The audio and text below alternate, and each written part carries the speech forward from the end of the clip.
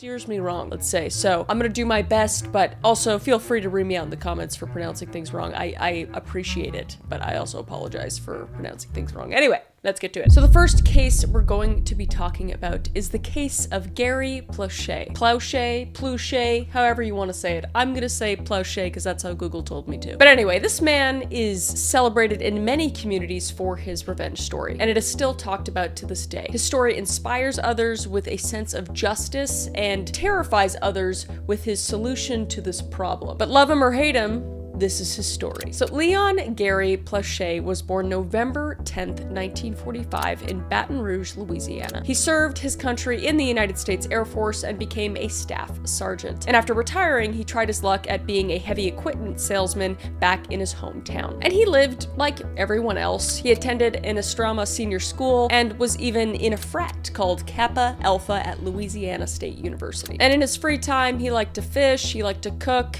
and cheer for his favorite teams, the college team LSU Tigers and the professional New Orleans State. And he had 4 children, 1 daughter and 3 sons. His daughter Sissy Jennifer Laurie and his 3 sons Jeffrey Joseph Jody and Leon Gary Jr. And he was a devoted father with no prior criminal behavior or violent tendencies and supposedly loved by all. However, one day he would change when he learned what was happening to one of his sons, Jody. And Jody was a normal kid, and as normal kids do, he played sports. Not that you're not normal if you don't play sports, just, you know, he's just one of the kids that played sports. And specifically during 1983 and 1984, Jody was practicing karate lessons at 11 years old. And his karate instructor was 25-year-old Jeffrey Doucette. But he wasn't just teaching him karate, he was doing something far more sinister. For over a year, Jeffrey Doucette had been SAing Jody during these lessons. However, everything would soon come to light. And on February 14th, 1984, Doucette would kidnap Jody and take him very far away, all the way to Anaheim, California. And this trip was over 1,700 miles away from Jody's home. And supposedly, he had told his mother, June, that he would be gone and back within 15 minutes and just wanted to show Jody some carpet he was laying. And this wasn't really suspicious at all due to the fact that Jeff Doucette's job was laying down carpet with his brother. And he was also a very trustworthy figure in Jody's life, which the Plauches recognized. But after not returning for a very long time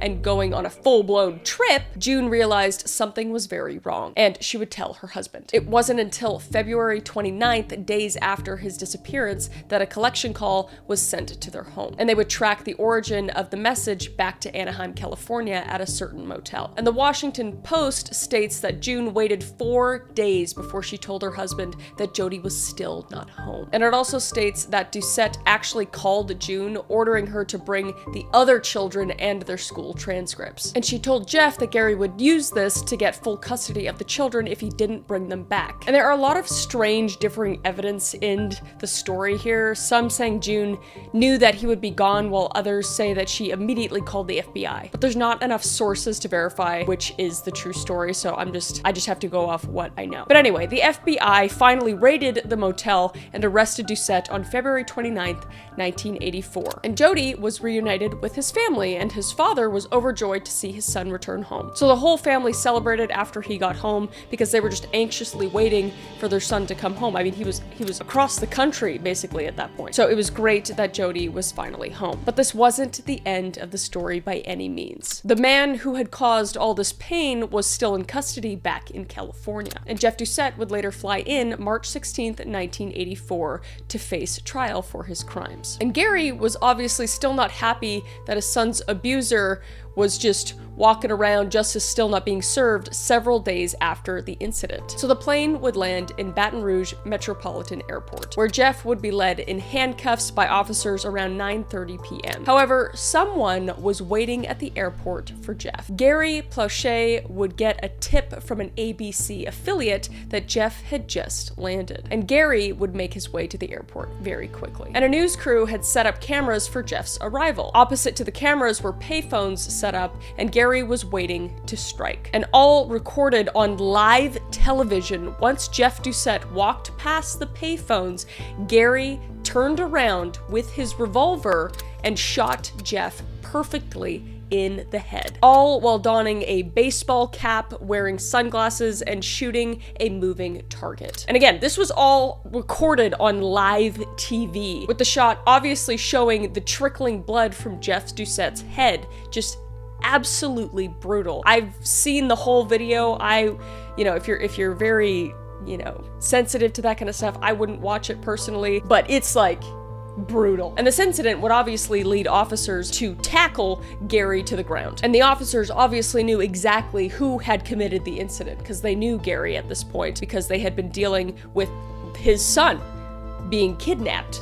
But since the officers knew who he was, one of the officers would actually call out, "Why, Gary, why?"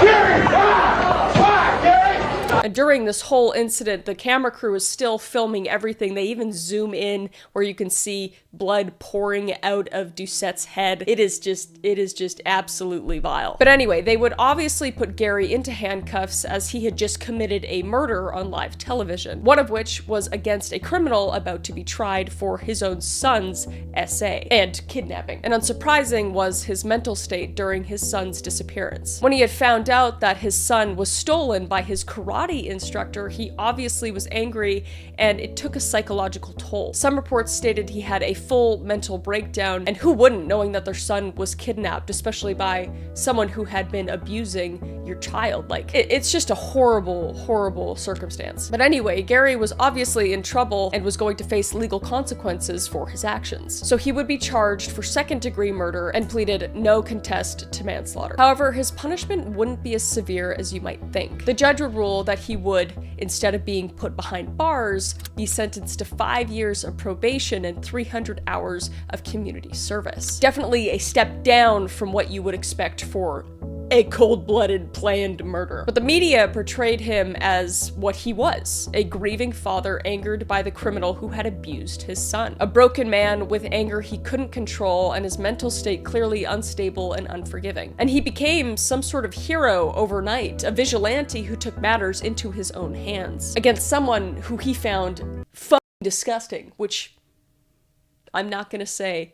Listen, okay, I don't give my opinion a lot, especially on something like this, but if hypothetically I had a child that hypothetically got kidnapped by someone who hypothetically did stuff to my kid, I'm not saying I would do what he did, but if for any reason that person, somebody else did it, I wouldn't be shedding tears over the death. I'm just saying that. Let's just say that. And interviews with his son later on showed that Jody did not actually want his father to kill him, because he had this attachment to Doucette. Even though all the SA was happening, he was kind of another, not necessarily father figure, but he was somebody he looked up to, because this man had groomed him over a certain amount of time. And he would actually grow to be able to forgive his father, understanding why he did it in taking matters into his own hands after he found out what had happened to his son. I understand exactly what my father did.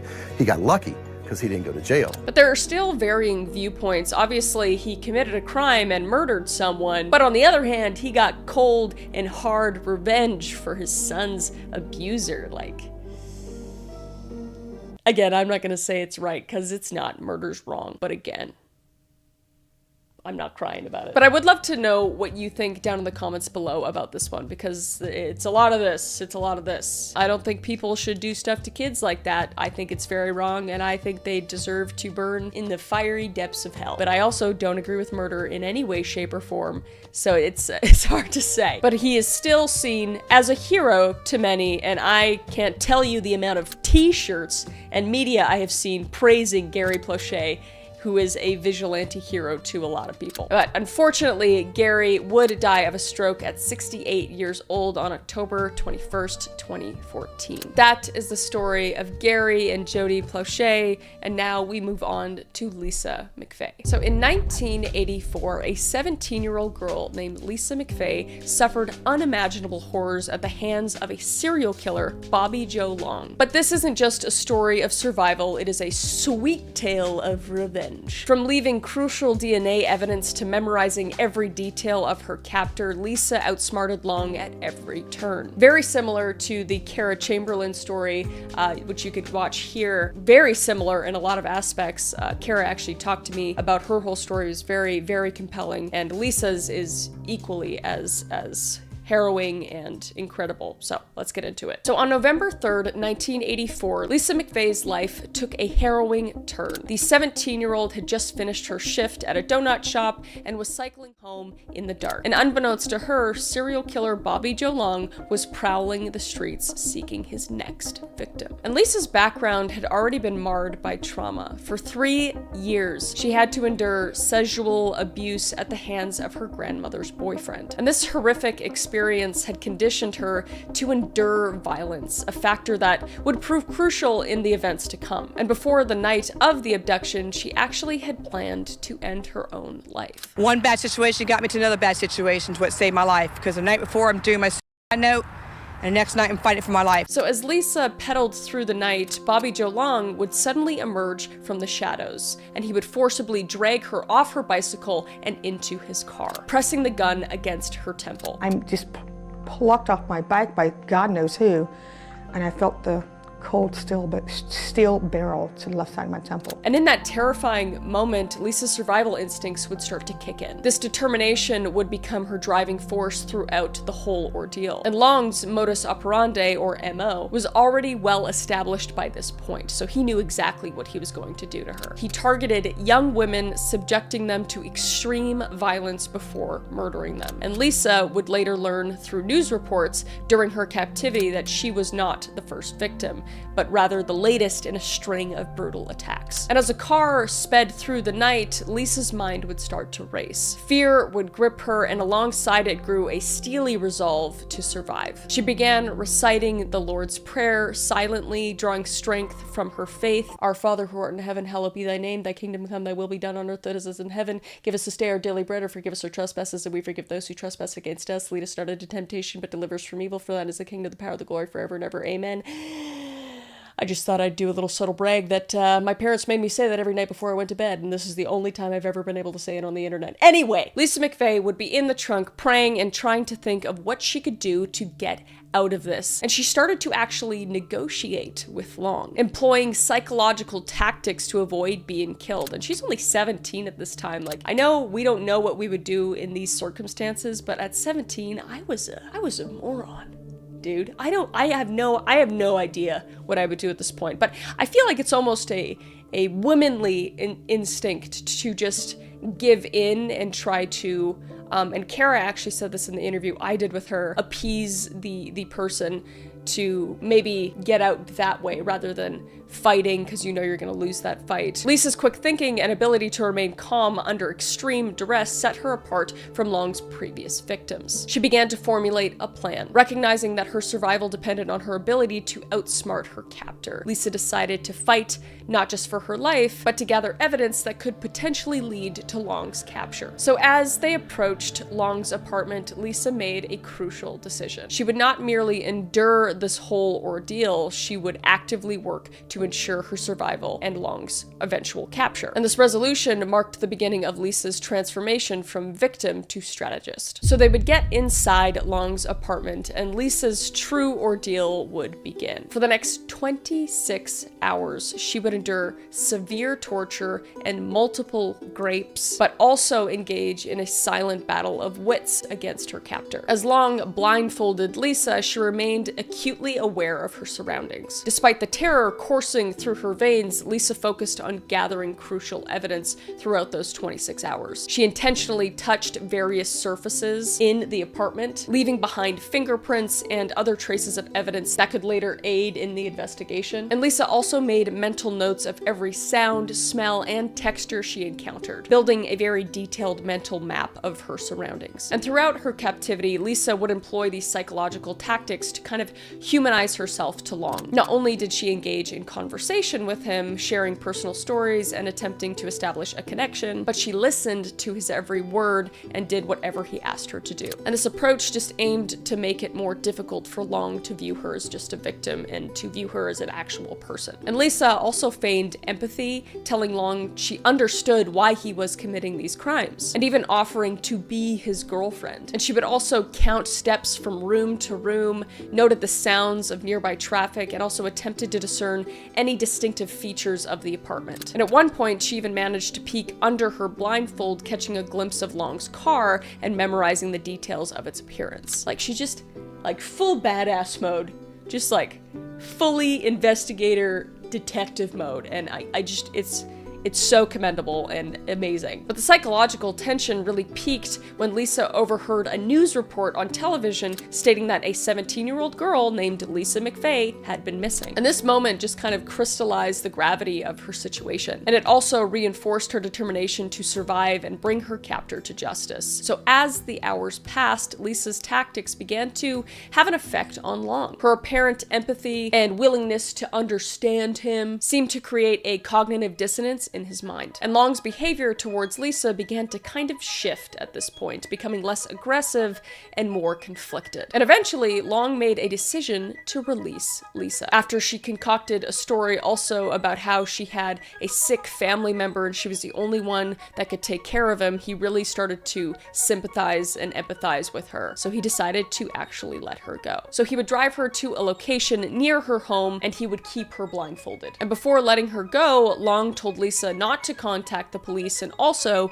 to wait 5 minutes before taking off her blindfold after he left. And this was a command that she had no intention of following. So as Lisa heard Long start to drive away, she knew her ordeal was far from over. But she would go home, and upon her arrival, she would actually be beaten by her guardian's boyfriend and interrogated for 5 hours because her family didn't believe that this actually happened. I mean, she came from a family that had no empathy towards her and in fact SA'd her on multiple occasions, so she literally had to prove that she had been kidnapped and SA'd and had escaped also. But her accounts would remain consistent and they would finally call the police and she would be questioned. But luckily, as I mentioned before, Lisa had committed to memory several details about her abduction and intentionally left fingerprints on several surfaces in Long's apartment. And she did that just in case she actually died there, they would have evidence that she was in the apartment. She didn't even know she would escape at this point, but she thought ahead that much. And through her description of her captor, his vehicle, and the route they took, and other details, police were actually able to track down Long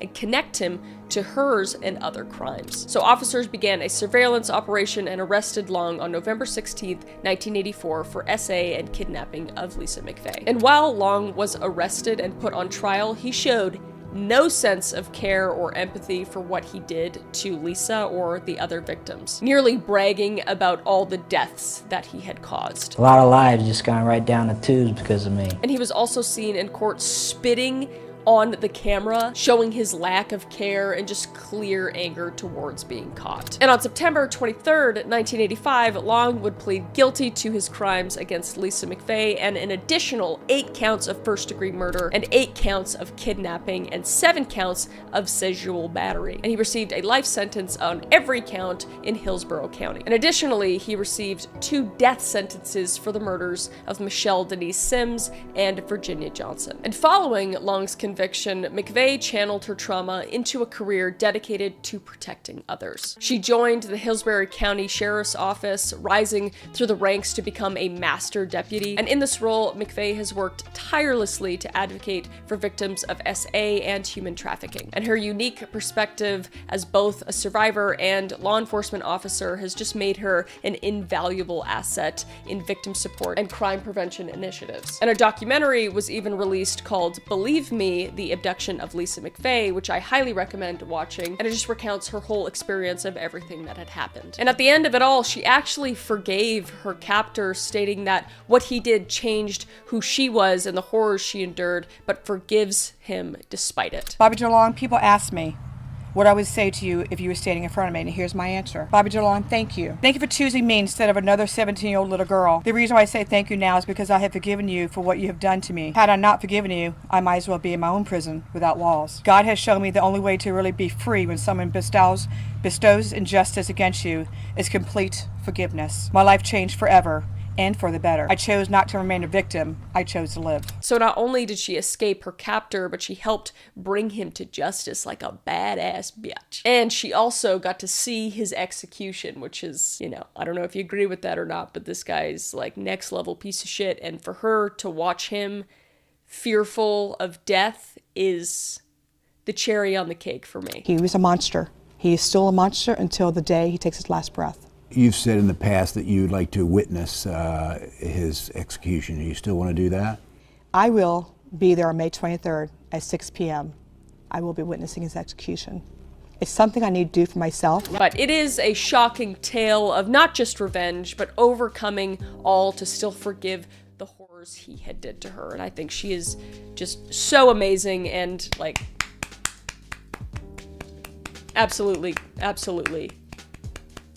I'm just gonna keep doing this. But that brings us to our next story, which is about Ken Rex McElroy. But this story is a little different. Instead of the main character being the hero, he was known as the town bully. And this one just has community service written all over it. A community really coming together. I think you're gonna like this one a lot. But Ken Rex McElroy, or McElroy, however you want to pronounce it, was born June 1st, 1934, to a family of over 16 children. Why were they doing that back then? I guess they had time and farms, so they needed help, I guess. I don't know. Seems like a lot. One seems like a lot to me. Anyway, but they were a migrant family that tenant farmed, which meant they lived on land that was owned by a landlord, therefore contributed to work to live there, basically. Hence the 16 children. A lot of help. But from what I gather, it's pretty much an indentured servitude. But anyway, he was known as being a very rambunctious child. He didn't care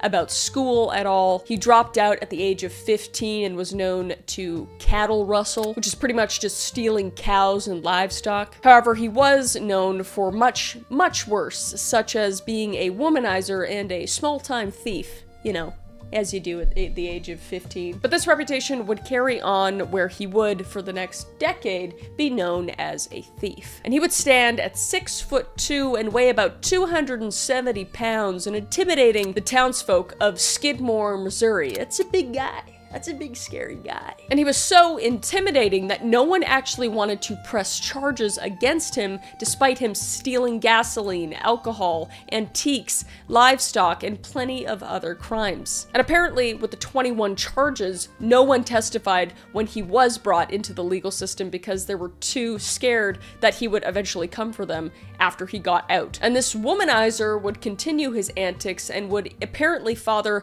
over 10 children in his lifetime. All with different women.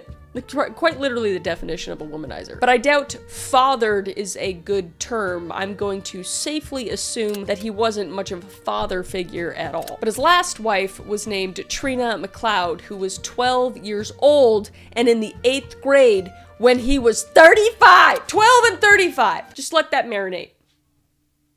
That's a crime. This wasn't the only disgusting thing about the relationship, though, as he would repeatedly grape and abuse her, which is just fucking terrible. Like, I don't even know how.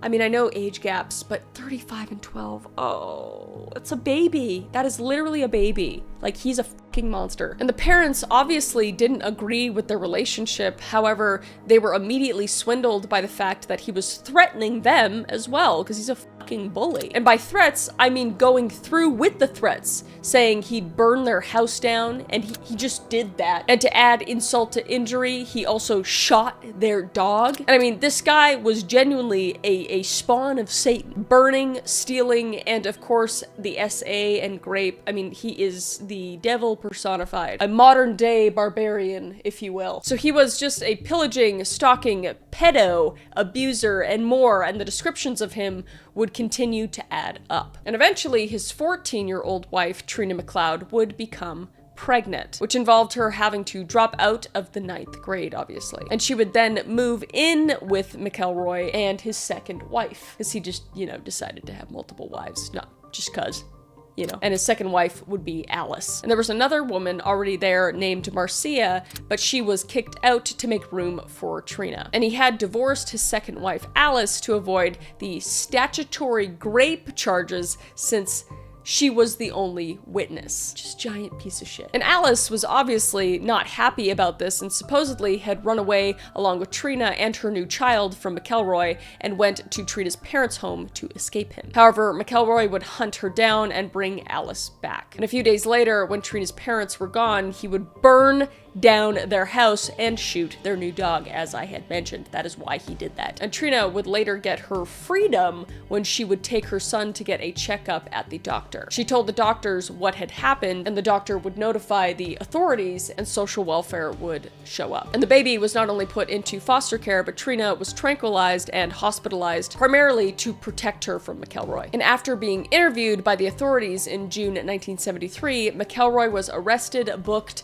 arraigned, and then released on a $2,500 bail. However, McElroy would finally push the justice system too far. In 1980, one of the McElroy children stopped by to buy some candy, and due to the mild confusion at the register, the child walked out of the grocery store without paying. And when the clerk ran after them, and the oldest of the children grabbed the candy and put it back in the store, angry and yelling at how they could accuse her of stealing. And the owners of the shop, Bo and Lois Bowenkamp, tried to solve the issue just through discussion. And the children, still upset, continued to argue that Lois would ban them from the store forever. And McElroy would later learn about this and only a few minutes later arrive at the store, threatening Lois Bowenkamp with a pocket knife, and he would whip her ass. So the Bowenkamps, being the fucking afraid of this monster coming into their store and threatening them, would just try to explain everything, and he would eventually calm down and just ask for a pack of Camels. However, despite the issue seemingly being solved, they denied his business and told him to leave. And McElroy then sat in his truck and watched the store until they left. And when they returned home, McElroy continued to drive past their home at the edge of town. And the Bowenkamps would live in fear, many telling them that Ken McElroy never backed down from a fight and would solve it eventually. And a month later, Ken would actually drive past the store, firing warning shots near their business, doing this a few times during the day. And Lois, being petrified that somebody's shooting warning shots at her business, would file a complaint towards him at the Noaday County Sheriff's Office, where Sheriff Roger Kronk told her that he would settle it and file the complaint. But this was a lie, and nothing was done about the issue. And on the evening of July 8th, 1980, Bo Bowenkamp would drive to his store to converse with the repairman near the rear entrance. And Bo would be there cutting boxes with a knife. And Ken would later arrive and threaten him, pointing a double-barrel shotgun at Bo's back before pulling the trigger and firing it into his neck, head, and torso. And Bo would survive, but Ken would later be charged with attempted murder. And although convicted at trial, he was freed on bail and waited for his appeal. And then Ken just headed to the bar after this, and he would exclaim to everybody in there that he was just acting in self-defense and that Bo rushed him with a knife, which we all know didn't happen, based on his track record. And he was seen carrying an M1 Garand rifle with a bayonet attached, continually making threats, stating he would shoot the old man in the head and carve him up like a turkey. Who walks around with a bayonet on their gun? Who walks around with a gun like that anyway? But my God, a bayonet? So patrons gathered, wondering what they could do. Knowing his appeal hearing had been delayed, people were worried that he would continue to cause trouble in town. And the townfolk naturally despised this guy. He was a menace to society, and everyone had to deal with this pedo attempted murdering asshole in their town. So the town of Skidmore had enough, collectively agreeing that the law was seemingly on his side and the legal system was not protecting them. So on the morning of July 10th, 1981, all of the townspeople met up at the Legion Hall in the center of town. And they talked about many different ideas and their worries, such as I stated earlier about the law not helping them. And Sheriff Estes told them to not approach him and instead form a neighborhood watch. That's gonna work real well. And after the meeting, the sheriff would drive out of town and the citizens would just be left pissed the hell off. And despite warnings, they decided to solve the issue themselves. So they would head to the tavern where Ken was en masse. And Ken, finishing his drink and finishing his last cigarette, would start to leave the bar, and he would hop into his pickup truck. And while in his truck, some of the folks in the neighborhood would lift their guns and start blasting him in his truck, with only 2 bullets hitting him. And Trina, who was very close to him during this event, would come out unscathed, luckily, and no one would call an ambulance. And when witnesses were asked what they saw and who the potential gunman was, the multiple witnesses couldn't state who had shot him, or deliberately just wouldn't give a straight answer. They'd be like, man, I heard it, I saw it, but I don't know, I was just kind of daydreaming. I don't really remember. Let me think. Tom, was it you? No. And this was over 35 people, by the way, all of which didn't say a word. No snitches got stitches. And a large task force of police officers were sent to the scene of the crime to compile a list of who could have done it. But with so many witnesses and people there, no one knew for sure who it could have been. And Trina was the only one to give a name, Del Clement. She claimed after she hopped out of the truck after the shots were fired, she saw him carrying a rifle. And this, however, was only her testimony, and no one else could corroborate the claim. Therefore, it was just not enough to bring an indictment against the shooter. And the grand jury questioned people like Bo Bauenkamp and Romaine Henry, 2 people who had been harassed by Ken, and therefore didn't offer any help at all, as they should. So the grand jury just couldn't do anything, and the judge couldn't do anything, therefore nothing became of it. But this got so bad that the US Justice Department called the FBI to investigate, with agents interviewing the same witnesses and getting the exact same responses as they gave the initial police. And the prosecutor Bard received evidence from the feds. However, all he had to say was, quote unquote, "After careful consideration and evaluation, I have determined that there is not current sufficient evidence with which to establish guilt beyond a reasonable doubt." And the media just continually talked about the dilemma of how an entire town that hated a man was so intense that no one would speak up about his murder. And this just really showed the hate for Ken. Everyone wanted this bully just dead and gone with, and no one wanted to snitch, which is kind of based, if you ask me. I'm not really upset about it. This guy sounds like a giant waste of air and oxygen. Pretty similar to the first story. So I guess I do stand. I guess I do have an opinion on that. And in 1884, an attorney named Richard McDan filed a $5 million wrongful death civil lawsuit on behalf of Trina against Sheriff Estes, the mayor, and Del Clement. And it was settled out of court, and she was awarded around $18,000. So to a degree, the law had failed this family, but so did the entire town. The law couldn't protect them, so when they got their hands dirty, it's no shock that on the other side of the coin, the law didn't work for the McElroys. The legacy of Skidmore continues on, with the anniversaries of his death being talked about continually and people remembering the awful legacy of Ken Rex McElroy, the man who was murdered and hated by an entire town. And the town kind of hates being linked to the entire situation, where it went from 1,000 to a now close to 300 people today. And it continually comes up through different medias, with a ton of documentaries on the whole situation floating about, one specifically called No One Saw a Thing. And in the documentary, you can just feel the hatred everyone had for this guy. But anyway, I think, an entire town coming together, really working together. I don't agree with murder. Let me just get that straight. I don't agree with murder. And I think no one should ever do that. But it is very unfortunate that the law let these people down, And a child, a 12-year-old kid who's pregnant at 14. I mean, there's just so many bad things about it. I'm gonna just sit in the gray area, not saying much, but letting you guys say stuff down in the comments, because you guys can do that, and I love to read it. Let me know what you want to see down below, what you want me to deep dive in. Also, you can listen on Spotify and Apple Music now. Crimes, Conspiracy, Cults, and Murder is my podcast. You guys are so kind on there. I really appreciate all the 5-star reviews. I was number 12 podcast in America. How the frick did that happen? Because of you guys. I love you. I appreciate you. And also, stay safe out there. And,